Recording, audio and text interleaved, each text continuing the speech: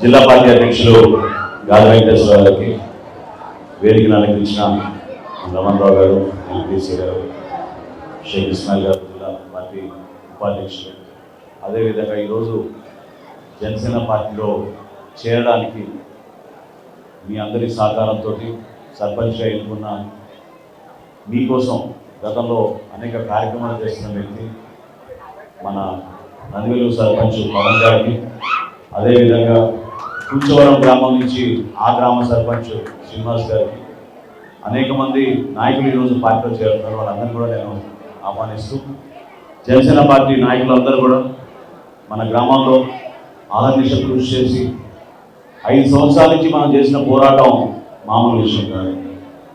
అనేక సందర్భాల్లో చాలామంది ఇబ్బందులు పడ్డారు. పార్టీ కార్యక్రమాలు చేసుకోవాలన్నా కూడా గతంలో సమస్యలు ఉండేవి.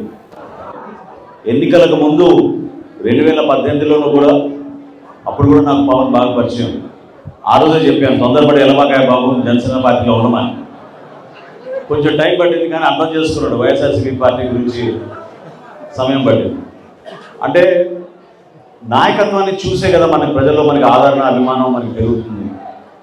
ఈరోజు పవన్ కళ్యాణ్ గారు ఒక పార్టీ అధ్యక్షుడిగా 2014లో పార్టీని స్థాపించి ఒక దూరదృష్టితోటి రాష్ట్ర ప్రజలకి మంచి జరగాలి, నా వంతు నేను ఏం చేయగలుగుతానో సమాజానికి ఆలోచించి ఒక సుదీర్ఘమైన ప్రస్థానం ఆయన ప్రారంభించారు. ఆయన ఆ ప్రస్థానం ప్రారంభించినప్పుడు ఏనాడు కూడా ఆయన పదవి కోసం కోరుకోలేదు.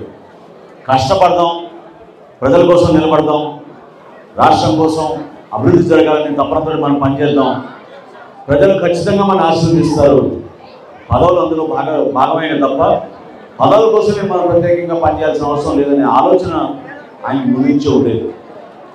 ఈ రోజున మిమ్మల్ని అందరూ కూడా నేను కోరేది ఏంటంటే, కూటమి ప్రభుత్వం ఏర్పాటు చేసుకున్నాం. Telugu Desam party, Bharatiya Janata party, Janasena party కలిసి మనం పోరాటం చేసాం. ఎందువల్ల కలిసామంటే, ఇంకొకసారి పొరపాటు జరిగి ఓట్లు మనకి చీలిక వస్తే మన రాష్ట్రం నష్టపోతుంది, భవిష్యత్తు ఉండదు మనకి అనే ఆలోచనతో మన నాయకుడు నిర్ణయం తీసుకున్నారు. పవన్ కళ్యాణ్ గారు దేనికోసం తీసుకున్న నిర్ణయం ఆయన పదవి కోసం కాదు, మన రాష్ట్ర భవిష్యత్తు కోసం. ఏనాడు కూడా ఒక చిన్న పొరపాటు జరిగిపోయి 12-14% మనకు ఓట్లు వచ్చి, ఇంకొక పార్టీ భారతీయ జనతా పార్టీకి ఎంతో 1% ఓట్లు వచ్చి దీనివల్లే ప్రభుత్వం పోయింది, లేకపోతే మరొకసారి అతనికి అవకాశం ఇచ్చేసారనే భావన ప్రజలు కలగొడుతుంది. నిలబడాలి మనం ప్రజల కోసం ఆలోచించి ఆ నిర్ణయం తీసుకున్నాం. దాని వెనుక కూడా చాలా బలమైన కారణాలు ఉన్నాయి. కేవలం బటన్ నొక్కేశాను సంక్షేమం చేశాను చెప్పుకుంటూ వస్తున్న వ్యక్తి రాష్ట్రాన్ని పూర్తి స్థాయిలో అంధకారంలో పెట్టేశారు. ఎక్కడ చూసినా కూడా భయంకరమైన అవినీతి ఉండేది. ప్రజలు కోరుకునే మౌలిక సదుపాయాలు, ఇప్పుడు నేను ఇందాక నందివేలుగు చేరినప్పటి నుంచి ఎక్కడ ఎవరిని అడిగినా కూడా మహిళలు ప్రత్యేకంగా పాపం రోడ్ల గురించి ప్రస్తావించారు, చాలామంది కాలువల గురించి ప్రస్తావించారు. ఇందాక పవన్ కూడా అదే చెప్పాడు, అభివృద్ధి కార్యక్రమాలు చేసుకోవడానికి మేము ముందుకు వస్తున్నామని. కొంచెం సర్పంచ్ గారు కూడా అదే చెప్పారు. ఒక నమ్మకం, ప్రజలు ఒక నమ్మకంతో ఒక వ్యక్తిని చూసి ఈయనైతే ముఖ్యమంత్రిగా బాగా పనిచేస్తాడని అనుకున్నప్పుడు ఆ వ్యక్తి రాష్ట్రానికే నాశనం కలిగించినప్పుడు ఎంత పొరపాటు జరుగుతుందో మన గ్రామంలో మనం చూస్తూనే ఉన్నాం. ఎన్ని సంవత్సరాల నుంచి మనం పాఠశాల భవన నిర్మాణం జరుగుతుందో చెప్పండి మన నందివేలు. ఈ రోజుకి కూడా అందరూ కూడా ఎక్కువగా కోరుకునేది ఏంటి మన గ్రామంలో అంటే, కొంచెం త్వరగా అది పూర్తి చేసి మా బిడ్డలకి మంచి చదువుకునే వసతులు కల్పించమని ప్రతి ఒక్కరు కోరుకుంటూ ఉంటారు. ప్రభుత్వంలో వచ్చిన నిధులు దారి మళ్లించేసి ప్రతి శాఖలో కూడా, విద్యాశాఖకు రావాల్సిన నిధులు కూడా దారి మళ్లించారు. బడి పిల్లలకి ఇవ్వాల్సిన బూట్లు, బెల్ట్లు, వాళ్ళకి ఇచ్చే యూనిఫామ్లో కూడా ఈ రోజుకి డబ్బులు కట్టలేదు. రైతులకి ఇవ్వాల్సిన నిధులు ధాన్యం కొనుగోలు చేసి 36,000 కోట్ల రూపాయలు అప్పులు తీసుకుని కనీసం 1,500 కోట్ల రూపాయలు రైతులకు ఇవ్వాల్సిన డబ్బులు కూడా వాళ్ళు కట్టకుండా సర్దుకుని వెళ్ళిపోయారు. ఈరోజు రాష్ట్రం సుమారు 16 లక్షల రూపాయలు అప్పుల్లో ఉంది. ఏ విధంగా మనం ప్రజలకి మంచి కార్యక్రమాలు చేయాలని ఆలోచించినప్పుడు ఖచ్చితంగా ఒక ప్రణాళిక సిద్ధం చేసుకోవాలి.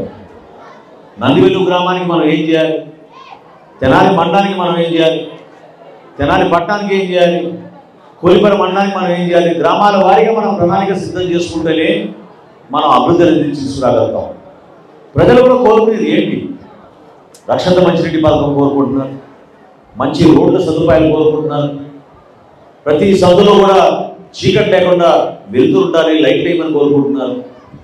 వీధి దీపాలు కూడా చివరికి సర్పంచులే సొంత డబ్బులతో కనుక్కుని లైట్ వేసే దుస్థితికి తీసుకొచ్చింది ఈ ప్రభుత్వం.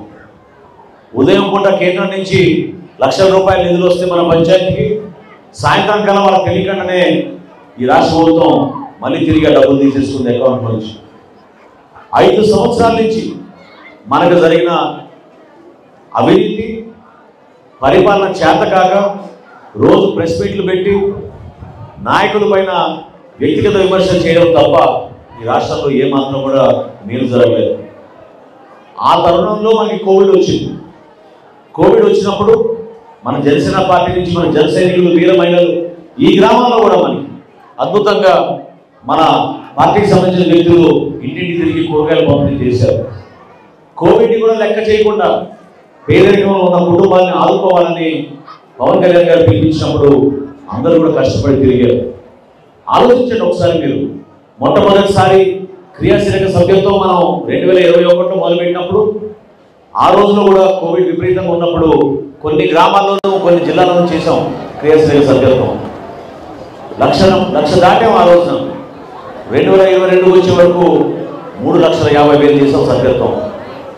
అక్కడి నుంచి గత సంవత్సరం 6,47,000కి మనం చేరగలిగాం. దీని వాళ్ళ వెనక ఆలోచన ఏంటి? సభ్యత్వం అంటే కేవలం రసీదు ఇచ్చేసి నువ్వు పార్టీలో చేరిపోయావనే ఒక సంఖ్య గురించి కాదు. పవన్ కళ్యాణ్ గారు ఆలోచించింది, ఏ రాజకీయ పార్టీలో కూడా భారతదేశంలో ఈరోజు కార్యక్రమం లేదు. ఈరోజు 500 రూపాయల సభ్యత్వం తీసుకుని ఎవరైతే క్రియాశీలక సభ్యత్వం తీసుకుంటున్నారో వారికి భరోసా ఇచ్చే విధంగా, పొరపాటున ఏమైనా ప్రమాదం జరిగితే ప్రాణాలు కోల్పోతే 5 లక్షల రూపాయల ఆర్థిక సాయం, అదేవిధంగా గాయాలైతే హాస్పిటల్లో వాళ్ళకి 50,000 రూపాయల వరకు చెక్లు అందించే విధంగా చేసాం. మన నందివెల్లి గ్రామాల్లో కూడా మనం చాలామందికి ఇచ్చాం, మీరే చూశారు. ఒక భరోసాని ఇవ్వడానికి కోసం చేసిన కార్యక్రమం, ప్రతి కార్యకర్తకు ఒక రక్షణ ఇవ్వడానికి కోసం. ఒక పార్టీ అధ్యక్షుడిగా జనసేన పార్టీ అంటే ఆదర్శవంతంగా నిలబడుతుంది, విలువలతో కూడిన రాజకీయాలు చేస్తుంది అనేది పవన్ కళ్యాణ్ గారి ఆలోచన. విలువలతో కూడిన రాజకీయాలు అంటే ఏంటి అంటే దానికి నిదర్శనం ఈ రోజున వేరే పార్టీలో కూడా పనిచేసి అక్కడ సరైన రీతిలో స్పందించడం లేదు, సమస్యలపైన ఎవరికి అవగాహన లేదు, వాళ్ళెవరు కూడా నిలకడగా మన భవిష్యత్తు గురించి ఆలోచించడం లేదని చెప్పి వర్తమాన ఆలోచనలు ఉన్న మన జనసేన పార్టీలోకి పవన్ లాంటి వ్యక్తులు వచ్చి మరొకసారి మన పార్టీలో చేరడం మనందరం కూడా చూసి అర్థం చేసుకోవాలి. ఈరోజు ఇతర పార్టీ నుంచి నాయకులు వస్తున్నప్పుడు కొంతమందికి ఇబ్బంది కలగచ్చు. సహజంగా గత 5 సంవత్సరాలు ఉన్నప్పుడు వాళ్ళ నాయకుడిని చూసి వాళ్ళు కూడా చిన్న పొరపాట్లు చేసి ఉండొచ్చు. నేను మిమ్మల్ని అందరినీ కోరేది ఏంటంటే మనం పెద్ద మనసుతోటి మన పార్టీ ఇంకా విస్తరించాలి, అన్ని ప్రాంతాల్లో మనం ఎదగాలి.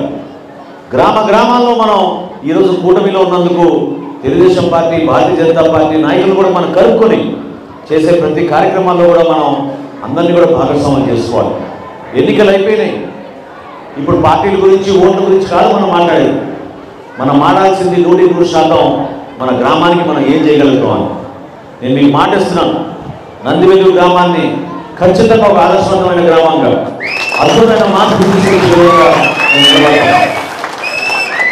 మీరు ఏదైతే కోరుకున్నారో, ఏదైతే చూసి మీరు ఆ రోజున అంత అభిమానంతో తెనాలిలో చరిత్ర సృష్టించారు, నందివెల్లి గ్రామానికి చాలా ప్రారంభమైంది. ఒక అద్భుతమైన మీటింగ్ పెట్టుకున్నాం మనం ఆ రోజు చెరువు దగ్గర. ఆ రోజు మీకు మాట ఇచ్చాను, రేపటి రోజున మనం గెలిచిన తర్వాత ఒక మంచి ప్రణాళిక సిద్ధం చేసుకున్నాం. అన్నిటికన్నా ముందు మనం ఏం చేయాలి? రోడ్ల గురించి ప్రధాన సమస్య ఉంది. రైతుల పాపం చితికిపోయారు. మన గ్రామంలో ఉన్న మహిళల పాపం చాలామంది వారు కోరుకునేది ఏంటి? మన బిడ్డలకు ఏదో విధంగా ఉపాధి అవకాశాలు కల్పించాలి, చక్కటి విద్యా అవకాశాలు కల్పించాలి. దూర ప్రాంతాలకు వెళ్ళిపోతున్నారు, కుటుంబాలను వదిలేసుకుని గ్రామాల్లో నివసించడానికి కూడా యువత ఎదురు చూడడం లేదనే భావన అనేక మంది కలుగుతుంది.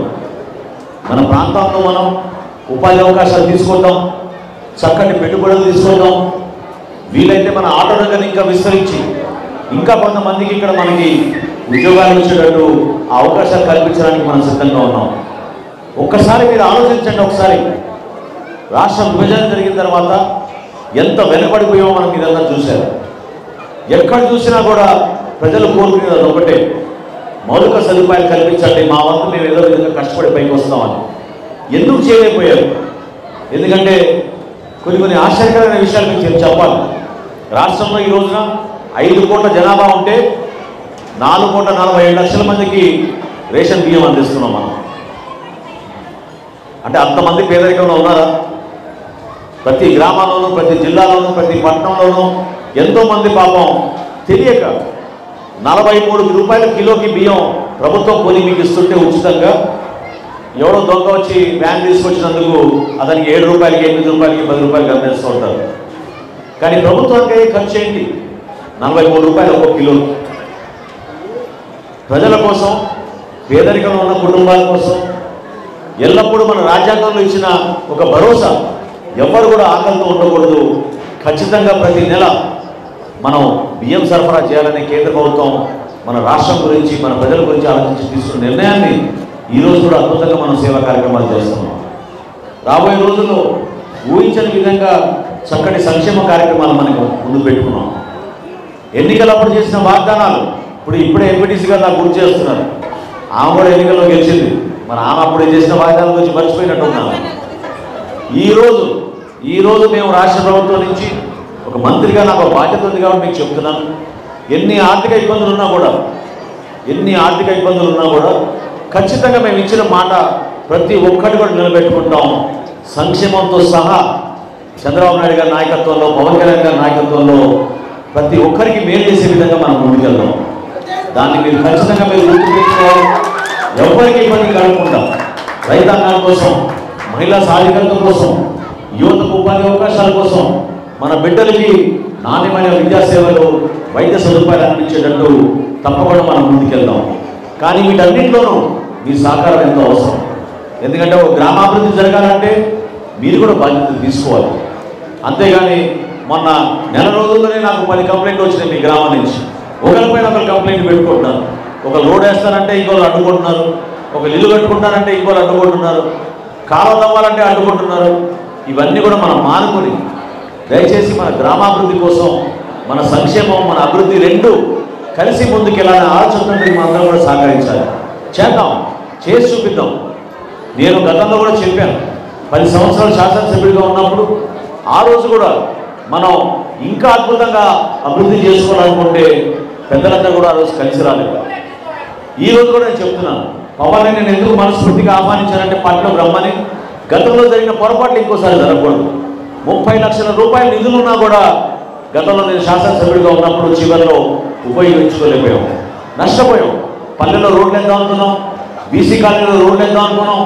దానికోసం 30 లక్షల రూపాయలు నేను తీసుకొచ్చినా కూడా, నిధులు ఉన్నా కూడా కాంట్రాక్ట్ చేయడానికి ఎవరు ముందు రాకపోతే ఆ రోజు కూడా కూలిపోయినాయి నిధులు. అటువంటి పొరపాటు జరగకూడదు.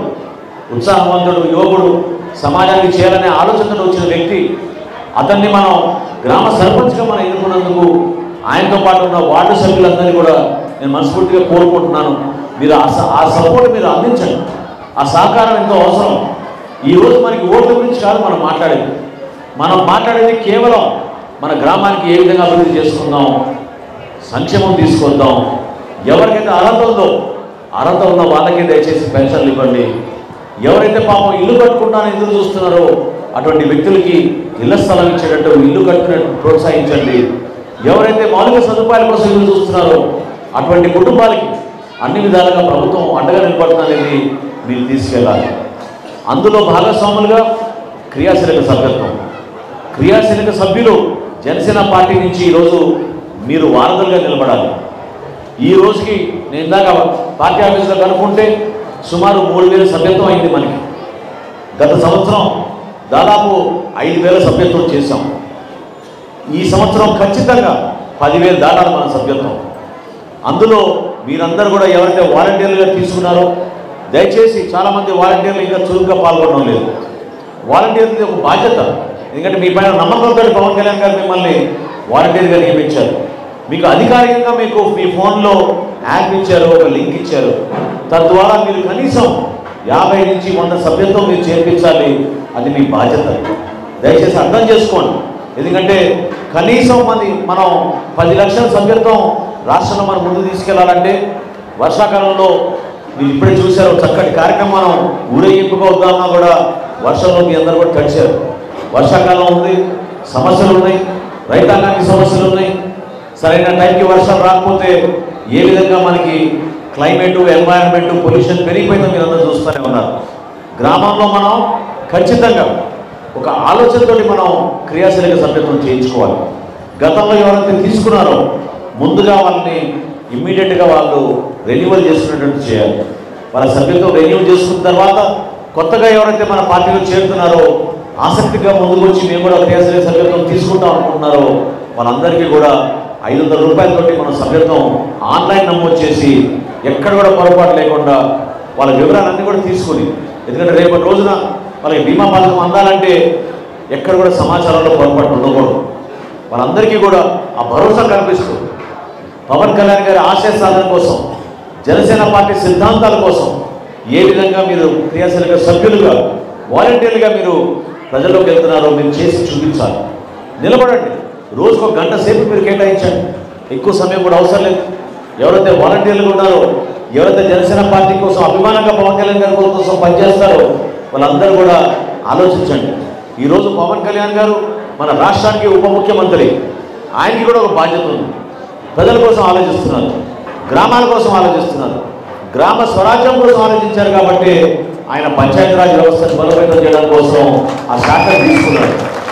నిజాయితీగా మనకి వచ్చే డబ్బులు, మనం ట్యాక్సుల రూపంలో తీసుకొచ్చే నిధులు ప్రతి గ్రామానికి ఆ డబ్బు రావాలి. తద్వారా గ్రామ స్థాయిలోనే నిర్ణయాలు తీసుకుని మంచి కార్యక్రమాలు చేయాలి. జాతీయ ఉపాధి హామీ పథకం ద్వారా మనం అనేక కార్యక్రమాలు చేసుకుంటూ రైతులకి, మహిళలకి, మన గ్రామాల్లో ఎవరు కూడా కూలీ పనికి వెళ్ళడానికి ఇబ్బంది కలగకుండా అందరికీ మనం సహాయం అందేటట్టు మనం చక్కగా రూపొందించుకున్నాం. ఆలోచించండి. ఎందుకంటే జనసేన పార్టీ ఎదగాలి. ఎన్నికలు అయిపోయినాయి. ఎన్నికలు అయిన తర్వాత మొట్టమొదటి రాజకీయ కార్యక్రమం ఇది. క్రియాశీలక సభ్యత్వం అంటే మనందరం కూడా ఒక కుటుంబ సభ్యులుగా, ఒక కుటుంబంలోకి బలంగా మనం పనిచేసే విధంగా ఒక చక్కటి అవకాశం మన పార్టీ అధ్యక్షుడు పవన్ కళ్యాణ్ గారు కల్పించారు. దాన్ని మీరు ఉపయోగించుకుని మీరు కూడా ఆ సభ్యత్వానికి 10 మందికి చేరే విధంగా, తద్వారా నేను మొన్న కూడా చెప్పాను ఈ విషయం. ఒక నెల అయిపోయింది మన ప్రభుత్వంలోకి వచ్చి, రాబోయే రోజుల్లో ఇక మన పైన బురద మొదలు పెడతారు. నిన్న పోయాడు హడావిడిగా నరసరావుపేట పోయి పరామర్శించాడు అతని కుటుంబాన్ని. ముఖ్యమంత్రిగా ఉన్నప్పుడు ఏ రోజైనటువంటి పని చేశాడని చెప్పండి. వాళ్ళ సొంత శాసన మండలి సభ్యుడు ఒక డ్రైవర్ హత్య జరిగితే, డోర్ డెలివరీ జరిగితే ఏమైపోయింది ఆ రోజు ఈ ముఖ్యమంత్రికి? ఎందుకు ఆ రోజు ముఖ్యమంత్రి మరి ఆ రోజున రాజమండ్రికి, తూర్పుగోదావరి జిల్లాకి వెళ్ళేసి పరామర్శించిందని చెప్పాను. ఈరోజు ఒక సంఘటన జరిగితే నరసరావుపేటలో, వినుకొండలో ఏ విధంగా హడావిడిగా ప్రయాణం చేసుకుంటూ పోయి మరొకసారి ఆయన పబ్లిక్లోకి వెళ్తున్నాను చెప్పుకుంటున్నాడు చెప్పండి. తెనాలికి ఎట్లా వచ్చాడు ఆయన? గతంలో హెలికాప్టర్ వేసుకొచ్చాడు. ఎందుకు అక్కడ తాడేపల్లి నుంచి రోడ్డు మీద రావచ్చు కదా? రోడ్డు ప్రయాణం చేస్తే కనీసం ఈ గుర్తాలు తెలిసాయి కదా, ఈ రోడ్డు దుస్థితి ఆయనకి అర్థమయ్యేది కదా. ఎందుకు 20 కిలోమీటర్ల లోపు ఆ ప్రయాణం హెలికాప్టర్ వచ్చాడు చెప్పండి. అటువంటి వ్యక్తి మనకి నాయకత్వం వహించినప్పుడు మన రాష్ట్రానికి ఎంత నష్టం జరిగింది మీకు తెలుసు. విచ్చలవిడిగా గంజాయి వెళ్ళిపోయింది ప్రతి గ్రామంలో కూడా. ఎక్కడ చూసినా కూడా తల్లిదండ్రుల ఆవేదన, బిడ్డలు చెడిపోయారు, చదివించుకోవాలని వాళ్ళని పాఠశాలకు విద్య పంపిస్తే వాళ్ళు చేసేది ఏంటో వాళ్ళకి అర్థం కావడం లేదు.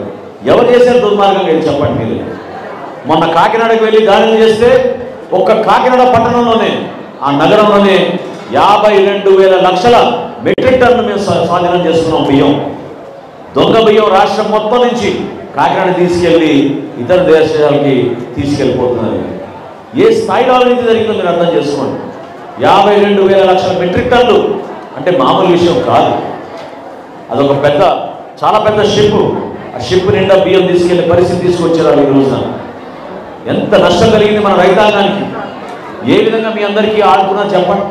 కౌలు రైతు గురించి ఎక్కడైనా ఆలోచించాడు? 5 సంవత్సరాల్లో కౌలు రైతులను ఇబ్బంది పెట్టాడు.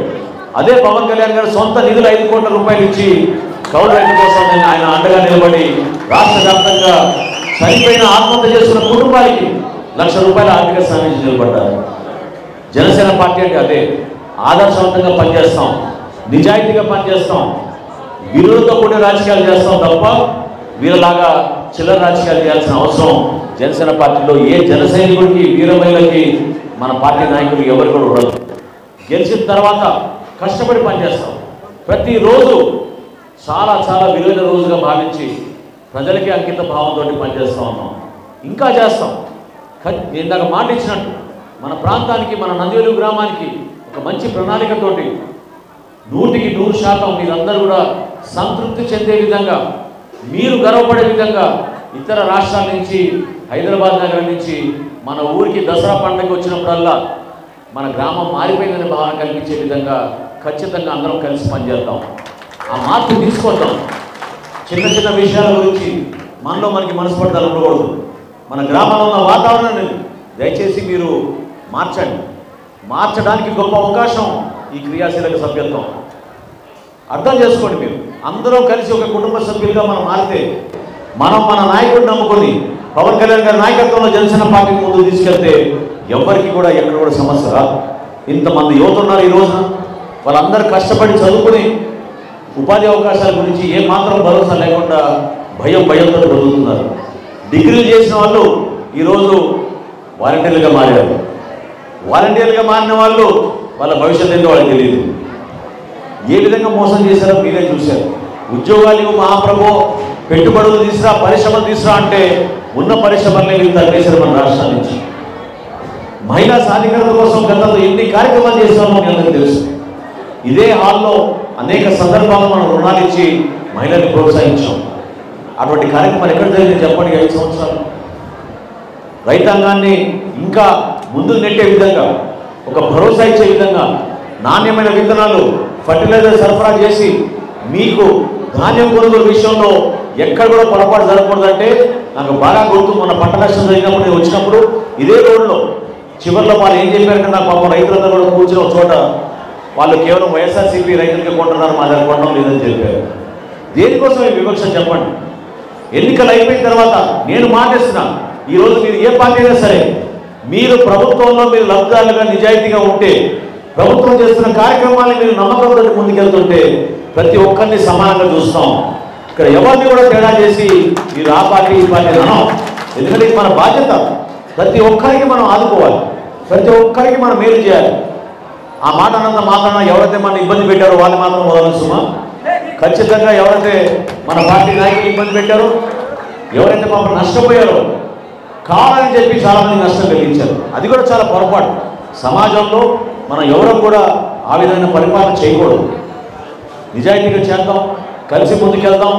దయచేసి ప్రతి ఒక్కరు కూడా, ఇంతమంది హాజరయ్యారు ఈరోజు ఈ మీటింగ్లో, చాలా అద్భుతమైన మీటింగ్. అక్కడ గ్రామ శివారు నుంచి పాదయాత్రలో చాలా చక్కటి ఏర్పాట్లు చేసి ఒక అద్భుతమైన పండుగ వాతావరణం తీసుకొచ్చినందుకు మన మిత్రుడు పవన్ గారికి, ఆయనతో పాటు ఈరోజు పార్టీలో చేరుతున్న ప్రతి ఒక్కరికి కూడా నేను మనస్ఫూర్తిగా ధన్యవాదాలు తెలుపుకుంటున్నాను. జనసేన పార్టీ ఖచ్చితంగా రాబోయే రోజుల్లో అంచెలంచెలుగా ఎదుగుతూ మన రాష్ట్రానికి మేలు చేసే విధంగా, రాష్ట్రానికి మంచి జరిగే విధంగా, ప్రతి ఒక్క కుటుంబాన్ని ఆదుకునే విధంగా మన నాయకుడు పవన్ కళ్యాణ్ గారు నిలబడతారు. దానికోసం మనందరం కూడా పార్టీలో కష్టపడి పనిచేద్దాం. ఇది ఒక మీకు సువర్ణ అవకాశాన్ని ఉపయోగించుకోండి. తప్పకుండా మీరందరూ కూడా క్రియాశీలక సభ్యత్వం తీసుకోండి.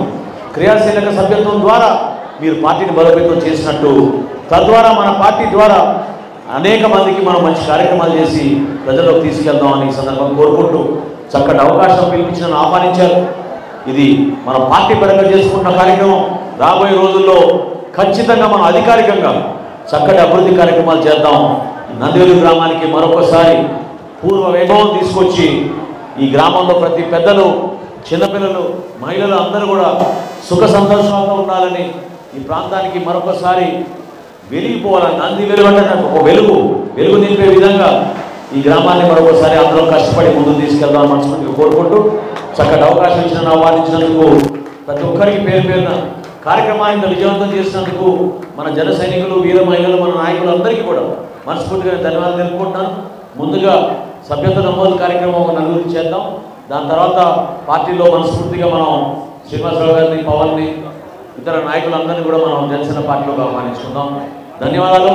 జై జనసేన, జై జనసేన.